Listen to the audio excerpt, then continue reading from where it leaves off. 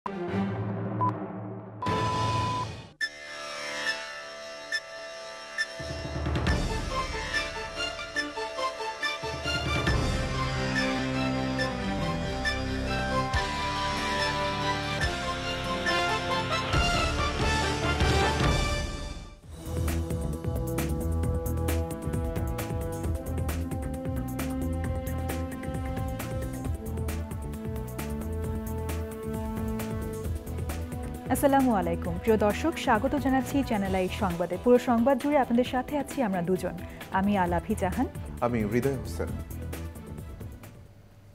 সংবাদের শুরুতে জানিয়ে দিচ্ছি ফ্রেশ প্রিমিয়াম টি সংবাদ শিরোনাম। উজান থেকে নামা পাহাড়ি ঢলে নদ নদীর পানি বেড়ে প্লাবিত সিলেটের নিম্নাঞ্চল, দুর্ভোগে কয়েক লাখ মানুষ।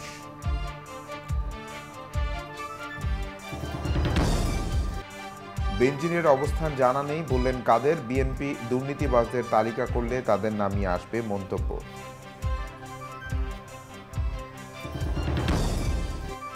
এবং ধূমপান রোধে আইনের কঠোর প্রয়োগ ও নতুন প্রজন্মকে সম্পৃক্ত করার তাগিদ। বিশ্ব তামাক মুক্ত দিবসে অধূমপায়ী ব্যক্তিত্ব সম্মাননা প্রদান। সংবাদ শিরোনামগুলো জানাচ্ছিলাম। এখনকার সংবাদ আয়োজন একই সঙ্গে চ্যানেল আই ইউটিউব চ্যানেল এবং চ্যানেল আইয়ের ওটিটি প্ল্যাটফর্ম আই স্ক্রিনে লাইভ স্ট্রিম হচ্ছে। উজান থেকে নামা পাহাড়ি ঢলে সিলেটের নদ নদীর পানি বাড়ছে। সীমান্ত এলাকায় পানি কিছুটা কমলেও বাড়ছে শহর ও নিম্নাঞ্চলে। অকাল বন্যায় এরই মধ্যে সিলেট শহরের কিছু অংশ সহ 7টি উপজেলার নিম্নাঞ্চল ডুবে গেছে।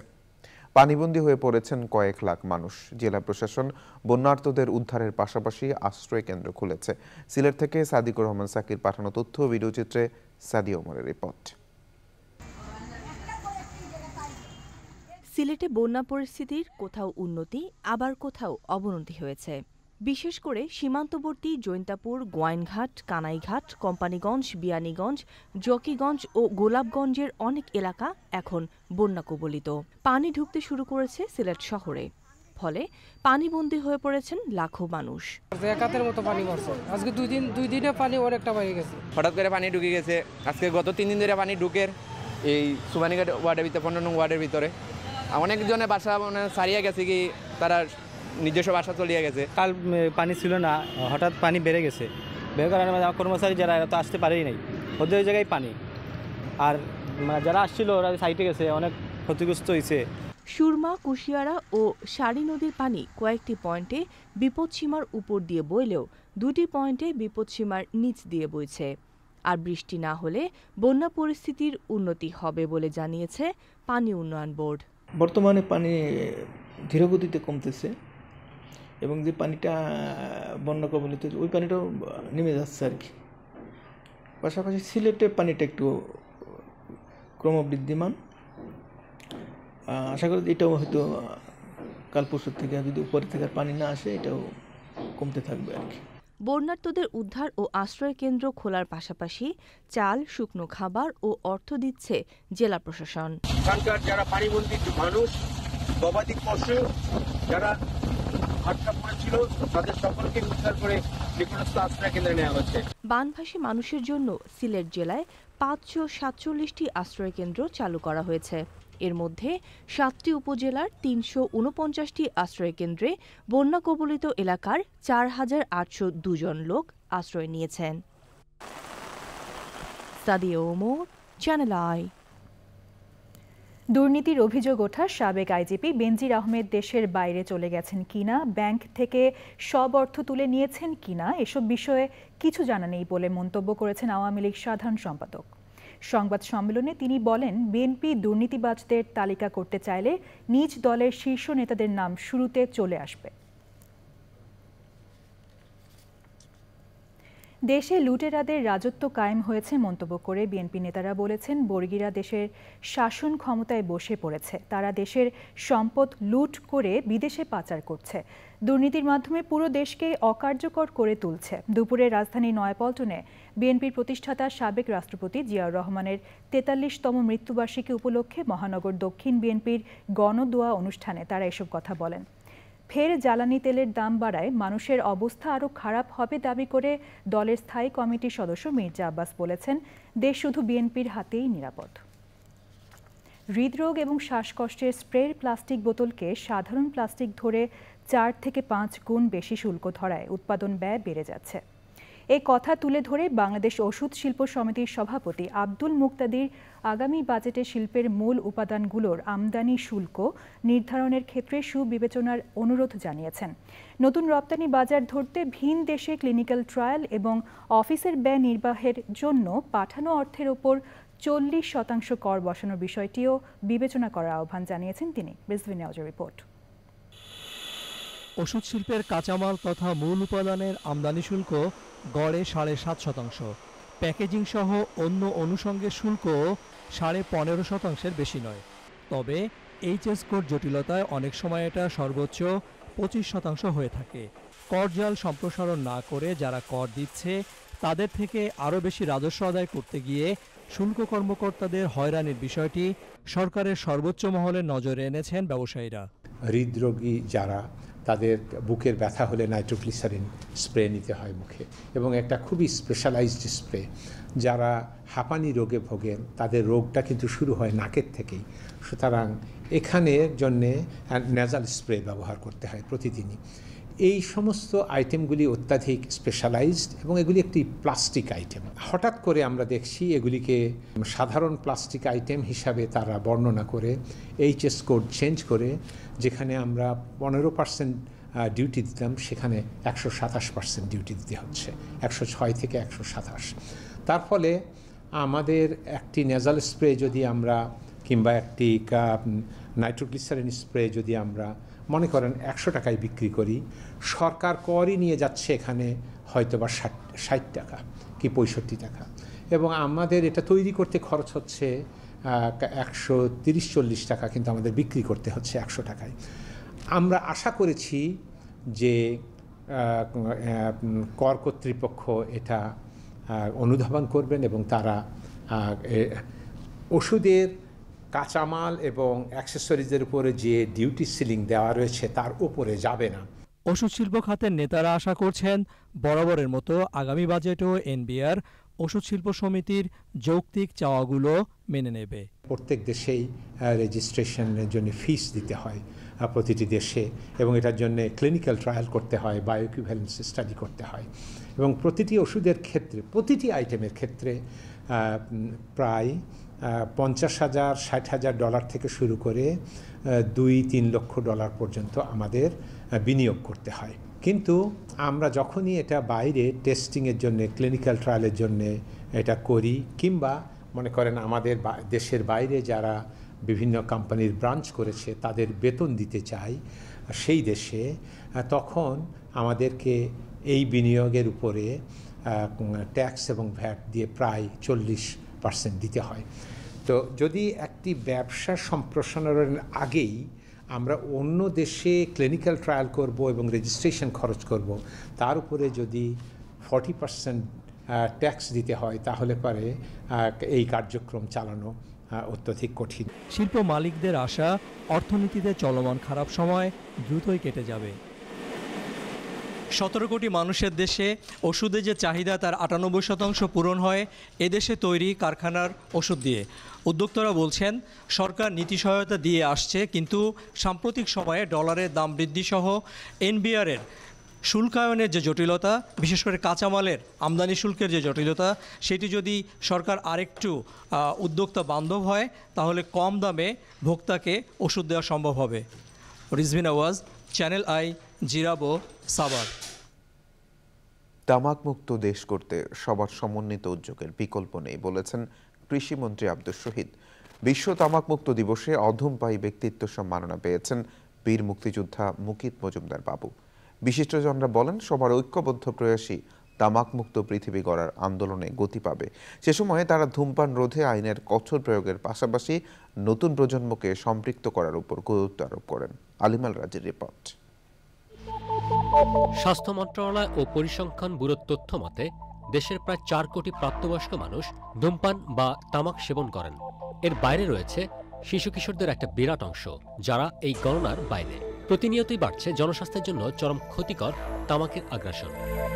এমন বাস্তবতায় তামাকের ব্যবহার নিয়ন্ত্রণ ও নিরুৎসাহিত করতে বিশ্ব তামাকমুক্ত দিবসে গুণী ব্যক্তিদের অধমপায়ী ব্যক্তিত্ব সম্মাননা দিয়ে থাকে মাদকদ্রব্য ও নেশা নিরোধ সংস্থা মানুষ। এবছর সম্মাননায় ভূষিত হন প্রকৃতি ও জীবন ফাউন্ডেশনের চেয়ারম্যান প্রকৃতিবন্ধু বীর মুক্তিযোদ্ধা মুকিত মজুমদার বাবু। তামাকমুক্ত ব্যক্তি সম্মাননা দেওয়ার জন্য আয়োজনে অংশ নিয়ে বিশিষ্টজনরা বলেন, আগামী সমৃদ্ধ বাংলাদেশ বিনির্মাণে তামাকসহ সব নেশাদ্রব্য থেকে ভবিষ্যৎ প্রজন্মকে সুরক্ষিত করতে হবে। আমাদের সন্তানরা আমাদের কাছে সবচেয়ে বেশি গুরুত্বপূর্ণ। তো তামাক নিয়ে এখানে অনেক কথা হয়েছে, আমরা কিন্তু তামাকের বিপজ্জনক অনেক কিছু জেনেছি এবং শুধু জানি নাই, আমাদের জীবনে প্রয়োগও করব। ধূমপান হলো নাটের গুরু। ধূমপান থেকেই মাদকের এবং অন্যান্য নেশা শুরু হয়। ধূমপানের ক্ষতিকর দিক নিয়ে এদেশে আলোচনা প্রথম পর্যায়ে সংগঠনের মধ্যে আমরাই ছিলাম। নিজের বাসাকে ধূমপান মুক্ত রাখবা, যে বন্ধুরা ধূমপান করে বা করতে বলবে তাদেরকে অবশ্যই বর্জন করতে হবে।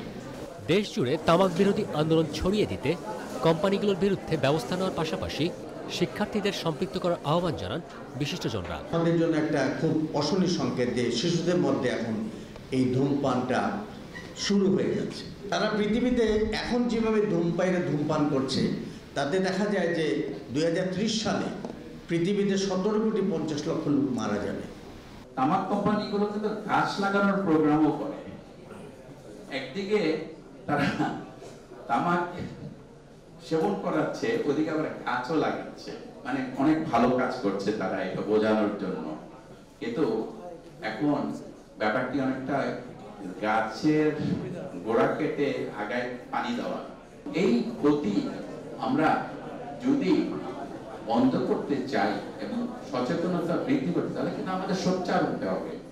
সবাই মিলে যখনই আমরা এক হব, শক্তভাবে আমরা যখনই এই কথাগুলো বলবো, সবাই মিলে তোমরা আমরা, তখনই কিন্তু এই কাজটি করা সম্ভব হবে, এই ক্ষতিকর প্রভাবকে কমানো সম্ভব হবে এবং এই তামাকের যে আগ্রাসন সেটাকে কিন্তু আমরা বন্ধ করতে পারবো। আমরা একটি তামাক মুক্ত বিশ্ব করার যে অঙ্গীকার, বাংলাদেশ 2024 সালে এই তামাক মুক্ত হিসাবে এবং মাদক মুক্ত হিসাবে আমরা দেশকে মুক্ত করব, এই ঘোষণা মাননীয় প্রধানমন্ত্রী দিয়েছেন। তামাক মুক্ত দেশ গড়ার লক্ষ্যে ধূমপান ও মাদকের বিরুদ্ধে 3 দশকের অধিক সময় কাজ করছে মানুষ। আলিমাল রাজি, চ্যানেল আই, ঢাকা। প্রাক বাজেট 2024-2025।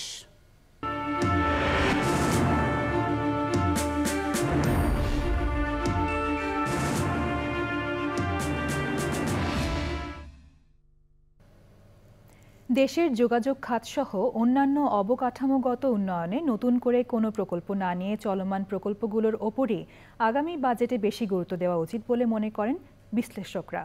দেশের অর্থনীতি বহুমুখী চাপের মধ্যে রয়েছে উল্লেখ করে প্রকল্পগুলোর কাজ দ্রুতই শেষ করা উচিত বলে মনে করছেন তারা। লায়লা নওশিনের রিপোর্ট। দেশের ফাস্ট ট্র্যাক বা সর্বোচ্চ অগ্রাধিকারপ্রাপ্ত প্রকল্পগুলোর মধ্যে সবচেয়ে গুরুত্ব দেওয়া হয় যোগাযোগ খাতকে। উদ্বোধনের পর থেকে পদ্মা বহুমুখী সেতুতে গত 2 বছরে যান চলাচল করলেও অভ্যন্তরীণ কিছু কাজ এখনো চলছে। পদ্মা সেতু রেল সংযোগ প্রকল্প এবং দোহাজারী থেকে কক্সবাজার পর্যন্ত রেললাইন নির্মাণ এবছরের জুনে শেষ হওয়ার কথা। ফলে নতুন অর্থ বছরে উন্নয়ন প্রকল্পের তালিকা থেকে বাদ পড়বে এই 3 প্রকল্প। উত্তরা থেকে কমলাপুর পর্যন্ত এমআরটি লাইন 6 এর এই অংশের কাজ শেষ হবে 2025 সালের মধ্যে। চলছে যমুনা নদীর উপর বঙ্গবন্ধু রেল সেতুর কাজও। আগামী ডিসেম্বরে এই প্রকল্পের কাজও শেষ হওয়ার কথা রয়েছে। তাই আসছে বাজেটে প্রায় 3000 কোটি টাকা বরাদ্দ চেয়েছেন সংশ্লিষ্টরা।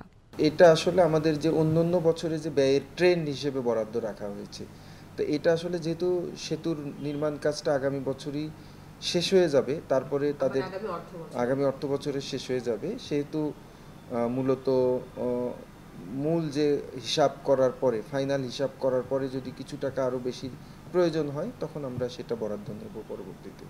আগামী অর্থ বছরে এডিপিতে সর্বোচ্চ বরাদ্দপ্রাপ্ত 10টি প্রকল্পের জন্য বরাদ্দ রাখা হয়েছে 51,970 কোটি টাকা।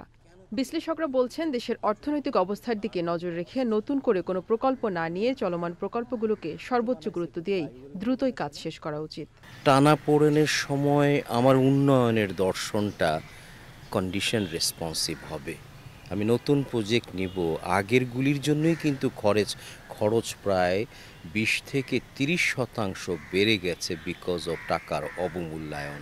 সেই খরচটাও তো আসবে। পাশাপাশি আমি তো এতদিন ডেভেলপমেন্ট রিবন ইকোনমিতে ছিলাম, খালি উন্নয়ন উন্নয়ন উন্নয়ন। এখন তো দেওয়ার পালা হবে, প্রিন্সিপাল মানি এবং ইন্টারেস্ট, এইটাও কিন্তু বাজেটের উপর একটা বাড়তি একটা চাপ থাকবে আর কি। প্রস্তাবিত এডিপিতে 1337টি প্রকল্প রাখা হয়েছে। এর মধ্যে বিভিন্ন সংস্থার নিজস্ব অর্থায়নে প্রকল্প রয়েছে 79টি। Laila Nowshin, channel I, Dhaka. এবারে আই স্পোর্টস।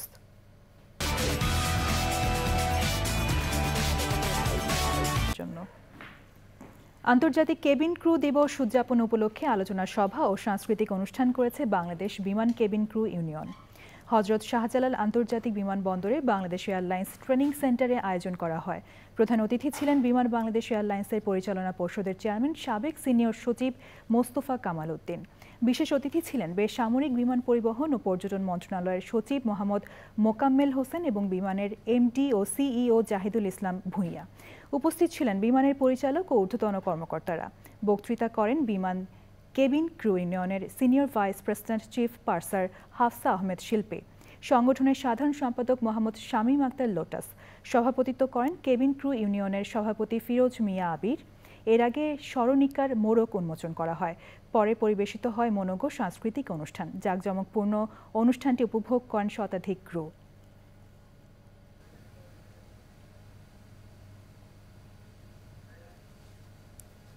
সংবাদে ঢাকা বার অ্যাসোসিয়েশনের সাবেক সহ সভাপতি অ্যাডভোকেট মরহুম AKM খলিলুর রহমানের সহধর্মিণী এবং চ্যানেল আই-এর টক শো তৃতীয় মাত্রার উপস্থাপক ও গবেষণা প্রতিষ্ঠান centre for governance studies CGS এর নির্বাহী পরিচালক জিল্লুর রহমানের মা শামীম পারভিনের কুলখানি বাদ আসর গুলশান সোসাইটি জামে মসজিদে হয়েছে। সে সময় যুক্তরাষ্ট্র, যুক্তরাজ্য সহ বিভিন্ন দেশের রাষ্ট্রদূত ও কূটনীতিবৃন্দ, রাজনীতিবিদ, শিক্ষাবিদ, সমাজসেবক, মিডিয়া ব্যক্তিত্ব, আত্মীয় পরিজন, গুণগ্রাহী ও শুভানুধ্যায়ীরা উপস্থিত ছিলেন। গত 27 মে রাতে শামীম পারভিন ঢাকার নিজ বাসভবনে মারা যান। সাহসের সঙ্গে লড়াই করেছেন এবং আমি বলবো যে ডক্টরদের অনেক সাজেশন সত্ত্বেও আমরা অনেক চিকিৎসা নিইনি, কোনো চিকিৎসা নিয়েছি এবং তার পিসফুল ডিপার্চার হয়েছে, যেটা আমরা গত 2-3 বছর ধরে প্রার্থনা করছিলাম এবং আমরা চাইছিলাম যে আমরা যেন শেষ সময় তার পাশে থাকতে পারি, সেটাও আমরা পেরেছি। ঈদ উল আজহাকে সামনে রেখে গুলশানের একটি হোটেলে ফ্যাশন ও গৃহসজ্জার পণ্য নিয়ে কুরবানি প্রদর্শনীর আয়োজন করেছে মেইজ ইভেন্টস। এই আয়োজনে 35টি প্রতিষ্ঠান পোশাক, জুয়েলারি, গৃহস্থালী সহ বিভিন্ন পণ্য নিয়ে এসেছে। দুদিনের প্রদর্শনীর পর্দা নামবে শনিবার রাতে। এক ছাদের নিচে সব ধরনের পণ্য পাওয়ায় ক্রেতারা বলছেন কোনো ঝামেলা ছাড়াই সহজে কেনাকাটার সুযোগ করে দিয়েছে মেইজ ইভেন্টস। আরও নতুন ক্রেতাদের সঙ্গে সম্পর্ক তৈরি হওয়ায় খুশি বিক্রেতাদের। তাদের আশা নিয়মিত এ ধরনের আয়োজন করবে মেইজ ইভেন্টস।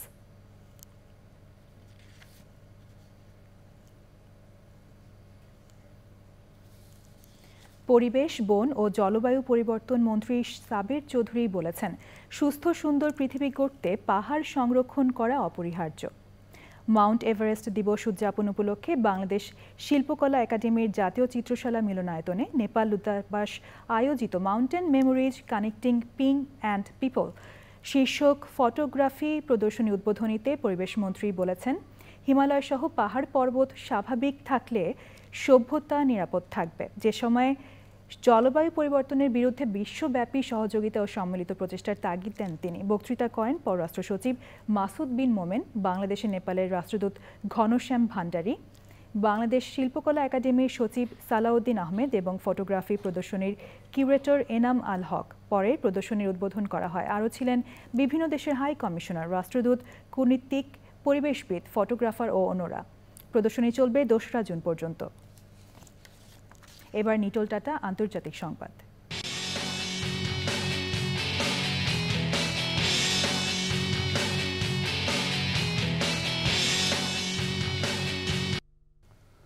গাজা ইসরায়েলের হামলায় ২৪ ঘন্টায় নারী ও শিশুসহ আরও ৬০ ফিলিস্তিনি নিহত হয়েছেন। এর মধ্যে রাফা শহরে বিমান হামলায় নিহত হয়েছেন কমপক্ষে ১২ ফিলিস্তিনি। অন্য ৩টি হামলায় গাজায় আরও ৪৮ ফিলিস্তিনি প্রাণ হারিয়েছেন। গাজা এবং মিশরের মধ্যে সীমান্ত বরাবর একটি জোনের নিয়ন্ত্রণ নেওয়ার কথা জানানোর একদিন পর রাফায় ওই হামলা চালায় ইসরায়েল। আন্তর্জাতিক আদালতের রায়ের পরও রাফায় অব্যাহত ইসরায়েলি হামলাকে বড় হামলা নয় বলে মন্তব্য করেছে যুক্তরাষ্ট্রের পররাষ্ট্র দপ্তর। নিরাপদ অঞ্চলে দক্ষিণ মধ্য এবং উত্তর গাজায় হামলার খবর নিশ্চিত করলেও রাফায় প্রাণঘাতী হামলা চালানোর বিষয়ে তাৎক্ষণিকভাবে কোনো মন্তব্য করেনি ইসরায়েল। জাতিসংঘের একটি সংস্থা বলছে রাফায় ১৮,০০০-এর বেশি অন্তঃসত্ত্বা নারী রয়েছেন যারা আতঙ্কে দিন পার করছেন। গাজার স্বাস্থ্য মন্ত্রণালয় জানিয়েছে ইসরায়েলের অব্যাহত হামলায় এখন পর্যন্ত ৩৬,২০০-র বেশি ফিলিস্তিনি নিহত এবং আরও ৮১,৭০০-র বেশি মানুষ আহত হয়েছেন। আইস্ক্রিন সাংস্কৃতিক সংবাদ।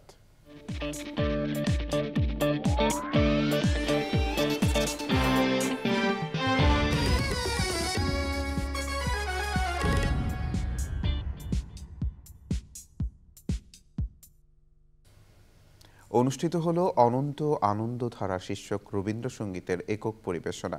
সন্ধ্যায় ছায়ানট মিলনায়তনে এ আয়োজনে গান পরিবেশন করেন শান্তিনিকেতনের সঙ্গীত ভবনের কৃতি শিক্ষার্থী মধুবন্তী চক্রবর্তী। স্টেট মাল্টিমিডিয়ার আয়োজনে মধুবন্তী চক্রবর্তী গান গেয়ে শ্রোতাদের মুগ্ধ করেন। অনুষ্ঠানের প্রধান অতিথি ছিলেন বরেণ্য সংস্কৃতিজন, মুক্তিযুদ্ধ জাদুঘরের ট্রাস্টি মফিদুল হক ও অন্যরা।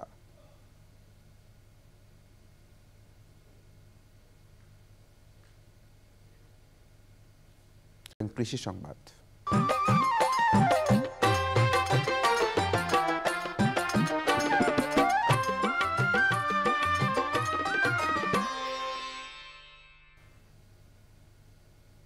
গাইবান্ধার কামদিয়ায় মাচায় ধাপ পদ্ধতিতে তরমুজের আবাদ করা হয়েছে। বরেন্দ্র অঞ্চলের মাটিতে তরমুজের কয়েক দফায় ভালো ফলন ও বাজার দরে লাভবান হচ্ছেন কৃষক। গাইবান্ধা থেকে ফারুক হোসেনের পাঠানো তথ্য ভিডিওচিত্রে সুদীপ্তা মাহমুদের রিপোর্ট। গোবিন্দগঞ্জ উপজেলার কামুদিয়া ইউনিয়নের রঘুনাথপুর গ্রামে কৃষকের মাচায় শত শত তরমুজ শোভা পাচ্ছে। প্রথমে মাটিতে বেড তৈরি করে মালচিং পেপার বিছিয়ে মাচা পদ্ধতিতে ধাপে ধাপে তরমুজ চাষ করেছেন এ অঞ্চলের কৃষক। এক জমিতে 3বার ফল নেওয়া যায়, ওই গাছ মারা নতুন করে আবার বিচি দেওয়া লাগে, দিয়ে 3বার পর্যন্ত এক জমিতে নেওয়া যায়।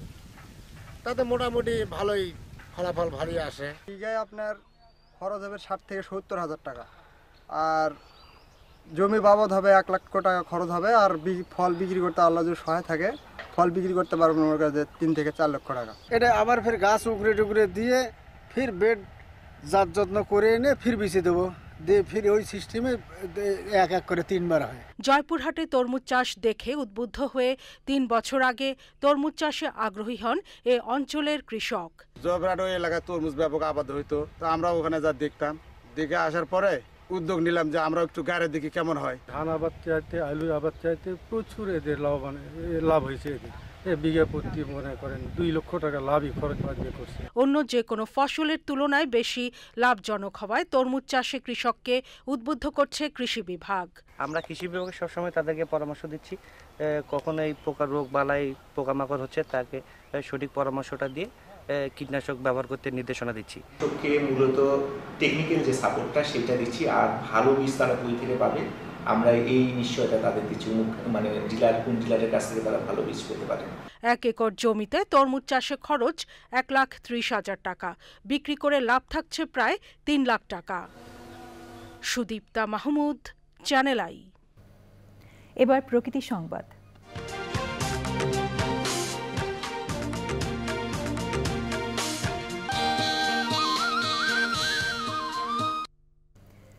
শক্তিশালী ঘূর্ণিঝড় রিমালের তাণ্ডবে লণ্ডভণ্ড সুন্দরবন উপকূলীয় অঞ্চল। অপূরণীয় ক্ষতি হয়েছে সুন্দরবনের প্রকৃতি পরিবেশ সহ পুরো জীববৈচিত্র্যের। উদ্ধার করা হয়েছে 96টি হরিণ সহ 100 বন্যপ্রাণীর মৃতদেহ। সংশ্লিষ্টরা বলছেন, অতীতের প্রাকৃতিক দুর্যোগের তুলনায় ঘূর্ণিঝড় রিমালে সুন্দরবন ও উপকূলীয় অঞ্চলের 3 গুণ বেশি ক্ষতি হয়েছে। কয়েক হাজার কিলোমিটার বেড়িবাঁধ ভেঙে যাওয়ায় আতঙ্কে রয়েছে উপকূলবাসী। ড্যানিয়েল সুদীপ বোসের রিপোর্ট। সুন্দরবন দেশের যে কোনো প্রাকৃতিক দুর্যোগ ঠেকাতে বারবার ঢাল হয়ে দাঁড়ানো এই বনে ভয়াবহ তাণ্ডব চালিয়েছে ঘূর্ণিঝড় রিমাল। পানিতে নিমজ্জিত বনাঞ্চল। রিমালের আঘাতে উপড়ে পড়েছে অসংখ্য গাছ। লন্ডভন্ড সুন্দরবনের গোলপাতার বন। বিভিন্ন স্থানে দেখা মিলেছে হরিণসহ বন্যপ্রাণীর মৃতদেহ। বিপর্যস্ত উপকূলীয় জেলা খুলনা, বাগেরহাট ও সাতক্ষীরার বহু বসতবাড়ি, গাছপালা আর রাস্তাঘাট ভেঙে গেছে। বেড়িবাঁধ ভেঙে পানিতে নিমজ্জিত হাজার হাজার একর ফসলি জমি।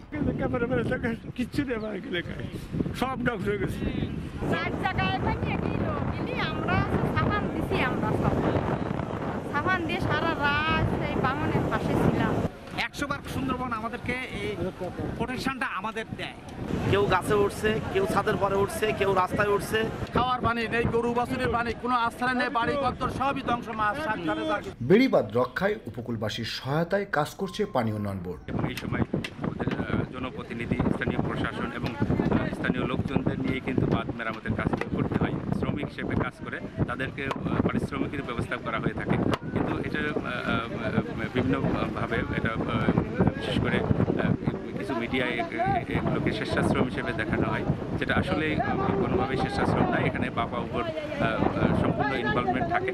উপকূলবাসীর দুর্দশা লাঘব ও সুন্দরবনের জীববৈচিত্র্য এবং বিপর্যস্ত পরিবেশের উন্নয়নে কাজ করবে সংশ্লিষ্ট সব মন্ত্রণালয়। বাংলাদেশের উপকূল বিশাল এলাকা আমাদের, সুতরাং আমরা ইতিমধ্যে মাননীয় প্রধানমন্ত্রীর নেতৃত্বে কাজ শুরু করে দিয়েছি। আমরা যার যার মন্ত্রণালয় যে সমস্যাগুলি হয়েছে, আমরা এই সপ্তাহের মধ্যে ক্ষতিপূরণ রিপোর্ট মাননীয় প্রধানমন্ত্রীকে দিব এবং আগামী সপ্তাহ থেকে আমাদের কার্যক্রম শুরু করব। প্রাকৃতিক দুর্যোগ থেকে দেশকে বাঁচাতে বেশি বেশি বনায়নের আহ্বান সব মহলের। Daniel Sujit Bose, channel I, Khulna. সময় হলো আরও একটি বিরতি নেবার। আর বিরতির পর জানিয়ে ফিরছি। রোহিঙ্গাদের দ্রুত প্রত্যাবাসন করা না গেলে অস্থিরতা তৈরি হওয়ার আশঙ্কা। রোহিঙ্গা ক্যাম্প আন্তর্জাতিক সন্ত্রাসীদের হাব হতে পারে বলে সতর্কতা।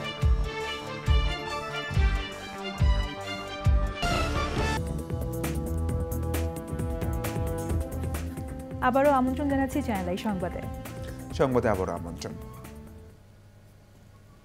স্বরাষ্ট্রমন্ত্রী আসাদুজ্জামান খান বলেছেন, মিয়ানমার থেকে আসা রোহিঙ্গাদের দ্রুত মিয়ানমারে ফেরত পাঠানো না গেলে বাংলাদেশে অস্থিরতা তৈরি হতে পারে, আন্তর্জাতিক সন্ত্রাসীদের হাব তৈরি হতে পারে বলেও মন্তব্য করেন মন্ত্রী। কক্সবাজারের উখিয়া রোহিঙ্গা ক্যাম্প পরিদর্শনকালে স্বরাষ্ট্রমন্ত্রী এসব কথা বলেন। সে সময় সাংবাদিকদের স্বরাষ্ট্রমন্ত্রী বলেন, রোহিঙ্গা ক্যাম্পের নিরাপত্তায় নিয়োজিত এপিবিএনের কর্মকর্তাদের সাথে আলোচনা করে তাদের চ্যালেঞ্জগুলো জানা গেছে। উখিয়া থেকে স্বরাষ্ট্রমন্ত্রী টেকনাফ যান, সেখানে তিনি বিজিবি কর্মকর্তাদের সাথে আলোচনা করেন।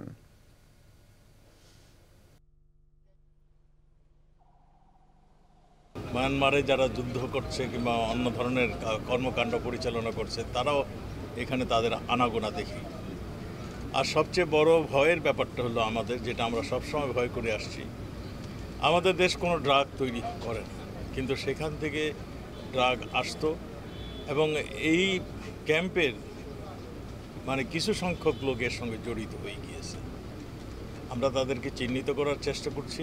আর যারা এই রকম অস্ত্র নিয়ে ক্যাম্পে আনাগোনা করে কিংবা রক্তক্ষরণ হয়েছে, আপনারা 2-4টা দেখেছেন, তাদেরকে চিহ্নিত করা হলো আমাদের মূল কাজ এবং তাদেরকে আইন অনুযায়ী তাদের ব্যবস্থা নেওয়া, এই সবগুলি আমরা করছি। স্বাধীন ফিলিস্তিনি রাষ্ট্রের দাবিতে রাজধানীতে বিক্ষোভ মিছিল ও সমাবেশ করেছে ইসলামী আন্দোলন বাংলাদেশ। বাদ জুমা জাতীয় মসজিদ বায়তুল মোকাররমের সামনে থেকে মিছিলটি নগরীর বিভিন্ন সড়ক প্রদক্ষিণ করে। মিছিল পূর্ব সংক্ষিপ্ত প্রতিবাদ সমাবেশে বক্তব্য রাখেন দলের সিনিয়র নেতারা। এ সময় দলের নায়েবে আমির সৈয়দ মোহাম্মদ ফয়জুল করিম বলেন, ফিলিস্তিনি রাষ্ট্র কায়েম করতে তার দলের নেতাকর্মীরা জীবন দিতে প্রস্তুত। ফিলিস্তিনি ইস্যুতে সরকারের কার্যক্রমের সমালোচনা করেন তিনি। ইসরায়েলি পণ্য বর্জনের ডাকও দেন তিনি।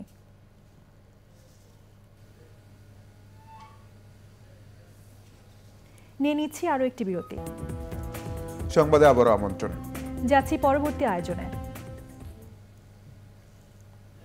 মেরিল বেবি আদরে গড়া ভবিষ্যৎ 2023 কার্যক্রমের সমাপনী অনুষ্ঠান হয়েছে রাজধানীর একটি হোটেলে। স্কয়ার টয়লেট্রিজ লিমিটেডের ব্র্যান্ড মেরিল বেবির এবারের কার্যক্রমে 5 জন বিজয়ী প্রত্যেকেই পেলেন 10 লাখ টাকার শিক্ষা বীমা। 6 বছর বা তার কম বয়সী শিশুদের জন্য 2004 সাল থেকে মেরিল বেবি এই কার্যক্রম করে আসছে। মনোবিজ্ঞানী মেহতাব খানুম, কথা সাহিত্যিক আনিসুল হক, অভিনেত্রী ও মেরিল বেবির অ্যাম্বাসেডর নুসরাত ইমরোজ তিশা বাছাই করেন সেরা 5 জন বিজয়ীকে। এছাড়াও শিশুদের নিয়ে নিয়মিত কাজ করা 3টি প্রতিষ্ঠানকে সম্মাননা দেওয়া হয়। স্কয়ারের managing director Anjan Chowdhury, chief operating officer Malik Mohammad Sayeed সহ অন্যান্য কর্মকর্তারা উপস্থিত ছিলেন। দেশে বিনা রিং ও বিনা অপারেশনে হৃদরোগ প্রতিরোধ ও প্রতিকারের পথিকৃৎ সাউল হার্ট সেন্টারের উদ্যোগে জনকল্যাণে 19তম জাতীয় সাউল হার্ট ও লাইফস্টাইল সেমিনার হয়েছে। সাউল হার্ট সেন্টারের চেয়ারম্যান মোহন রায়ানের সভাপতিত্বে সেমিনারে মূল প্রবন্ধ উপস্থাপন করেন হৃদরোগ ও লাইফস্টাইল বিশেষজ্ঞ ডাক্তার বিমল ছাজের। সেমিনারে ছিলেন সাবেক উপদেষ্টা doctor Hossain Zillur Rahman, NVR chairman Abu Hena Mohammad Rahmatullah Munim, health and hope হসপিটালের চেয়ারম্যান ডাক্তার লেলিন চৌধুরী সহ বিশিষ্টজনেরা। এবার খেলার খবর।